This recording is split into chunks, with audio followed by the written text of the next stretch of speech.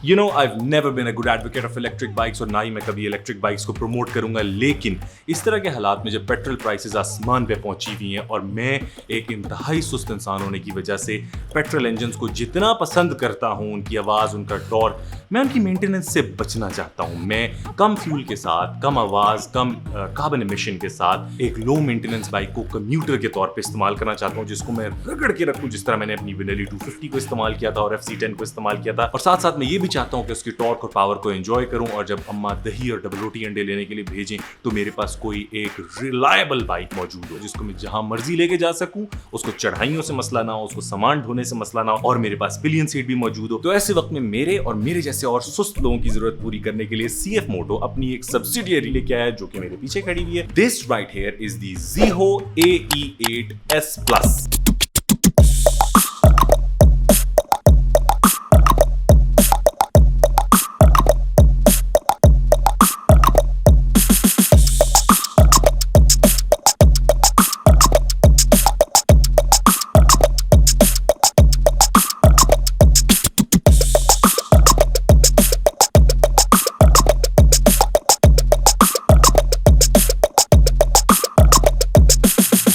इस electric scooter के अंदर 3 वेरिएंट्स आते हैं। एक थोड़ा CD70 शेप का है, एक इसी से कम वाला वेरिएंट AE6 आता है, और फिर ये AE8। This is the highest rated electric scooter in the CF Moto ZIHO lineup। Budget ममालिक में, जिनमें हमारा मुल्क भी सरे फहरिस्त आता है, इस टाइप की मशीन्स इंतहाई जरूरी हैं, क्योंकि फ्यूल कॉस्ट मैनेज करना और उसके साथ साथ हाई मेंटेनेंस बाइक्स को रखना एक डिफिकल्ट टास्क है। ऐसे ममालिक में इस तरह की बाइक्स रखना एक बहुत बड़ा एडवांटेज देती हैं आपको। एक तो ये फ्यूल कॉस्ट सेविंग बहुत ज्यादा है। जो लोग मुझसे इस बात पे आर्ग्यू करेंगे कि इलेक्ट्रिसिटी कॉस्ट भी बहुत ज्यादा है, तो यार कहीं तो कॉम्प्रोमाइज करना पड़ेगा। इलेक्ट्रिसिटी सोलर के साथ एडजस्ट हो सकती है, पेट्रोल आप अपने घर के अंदर नहीं निकाल सकते। जहां मैंने लो मेंटेनेंस की बात की थी, इलेक्ट्रिक बाइक्स में वैसे ही फ्लूइड्स कोई नहीं होते सिवाय ब्रेक्स के। ना इसके अंदर फ्यूल टैंक है, ना इसके अंदर और कोई ऐसे फ्लूइड्स हैं जिनको बार बार आपको रिप्लेस करना पड़े। और मजे की बात ये कि इसके अंदर चेन भी नहीं है, ये बेल्ट ड्रिवन स्कूटी है। जिंदगी आसान करने के लिए स्कूटी के साथ कोई चाबी भी नहीं है, सिर्फ एक NFC कार्ड है जिसको आप अपने वॉलेट में रखो, और जैसे ही आप यहाँ पर टैप करोगे आपकी स्कूटी स्टार्ट हो जाएगी। यही कार्ड इसको ऑफ करने के लिए भी इस्तेमाल होता है। जस्ट सिंपली टैप अगेन और आपकी स्कूटी ऑफ। मैं आपके साथ इसकी एक ना खत्म होने वाली फीचर्स की लिस्ट शेयर करूंगा, then will go for a walk around और फिर एक राइड करेंगे। ये 133 kg की एक 64 एम्प पावर बैटरीज के साथ, डुअल बैटरीज के साथ एक ऐसी इलेक्ट्रिक स्कूटी है जो 0 to 50 सिर्फ 2.5 सेकंड में करती है। इसकी मैक्स स्पीड तकरीबन 100 km/h है और एक्सट्रीमली टॉर्की। आप इसका टॉर्क 2 बंदों के साथ बैठ के भी फील कर सकते हैं। बेस्ट बात यह कि इलेक्ट्रिक बाइक्स के अंदर कोई ब्रेक इन पीरियड ही नहीं होता, क्योंकि उस तरह के मैकेनिकल पार्ट्स होते ही नहीं है जो वैसे कन्वेंशनल इंजन के अंदर होते हैं। स्टैंडर्ड डुअल चैनल ABS है, सेंटर स्टैंड लगा हुआ है, साइड स्टैंड है जिसके साथ बाइक एरर भी देती है। जो बैटरी पैक है वो सीट के नीचे रखा हुआ है, वो इलेक्ट्रिकली लॉक्ड होता है। जब तक बाइक स्टार्ट नहीं होगी आप बैटरी पैक को एक्सेस नहीं कर सकते। उसके साथ ही छोटा सा स्टोरेज कंपार्टमेंट भी है। खूबसूरत फ्यूचरिस्टिक डिजाइन है। सामने DRLs लगी हुई हैं, 2 हेडलैम्प्स नजर आ रहे हैं। हाई बीम लो बीम का उसी तरह ऑप्शन है। एक लाइट ऊपर की तरफ है, एक लाइट नीचे की तरफ है। फेयरिंग सारी की सारी प्लास्टिक की है।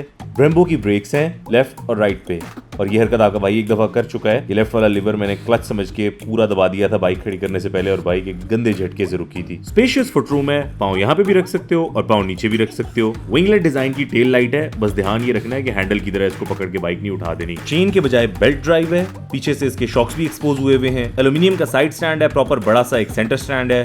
शॉपर टांगने के लिए ये लैच दी हुई है, और ये आपका फोन रखने और चार्ज करने के लिए या USB-C और USB चार्जिंग पोर्ट्स हैं, और फोन रखने की पूरी जगह है।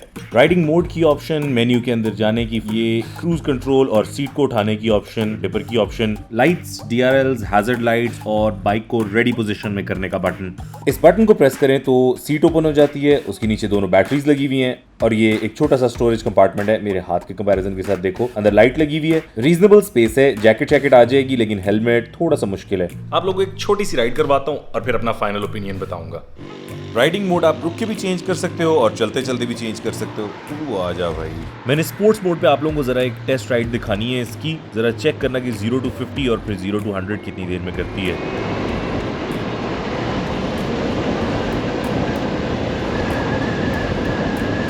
$96 पे पहुंच के साफ फील हो रहा है जैसे बाइक खुद अपनी पावर कट ऑफ कर रही है, वरना इससे ऊपर भी जा सकती है।